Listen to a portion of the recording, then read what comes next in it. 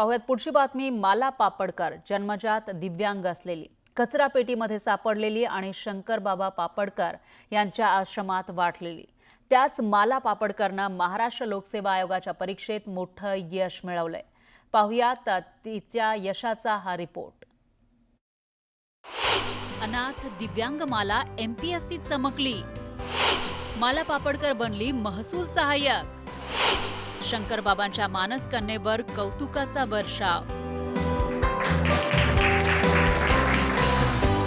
माला पापडकर दोन्ही डोळ्यांनी अंध आणि जन्मानं अनाथ, मात्र तिनं जिद्द, इच्छाशक्ती आणि कष्टाच्या जोरावर महाराष्ट्र लोकसेवा आयोगाच्या परीक्षेत लख यश मिळवलंय। माला पापडकरची नागपूर जिल्हाधिकारी कार्यालयात महसूल सहाय्यक पदावर निवड झालीय। लहान असताना जळगावला मुलींच्या अनाथ बालगृहात राहिली।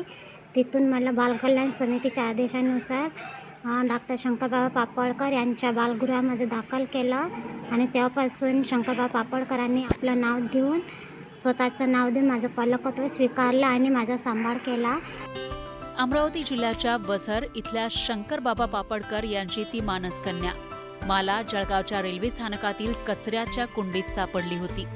त्यानंतर तिला शंकरबाबा पापडकर यांच्या बालगृहात दाखल करण्यात आलं।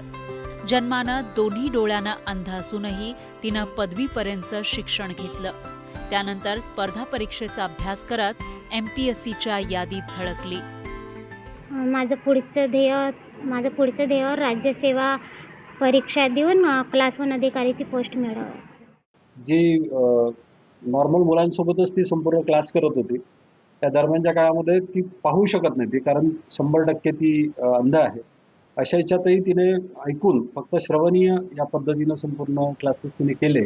मात्र तिचं एक वैशिष्ट्य असं आहे की ती एखादी गोष्ट ऐकलेली किंवा संपूर्ण जी गोष्ट ती ऐकलेली तिनं आहे किंवा समजून घेतलेली आहे ती पक्की तिच्या लक्षात राहते। अनेक जण परिस्थितीचं कारण देत मैदान सोडतात, पण माला पापडकरनं कठीण परिस्थितीवर मात करत मिळवलेलं हे यश अनेकांसाठी प्रेरणादायी आहे। संजय शेंडे, न्यूज 18 लोकमत, अमरावती।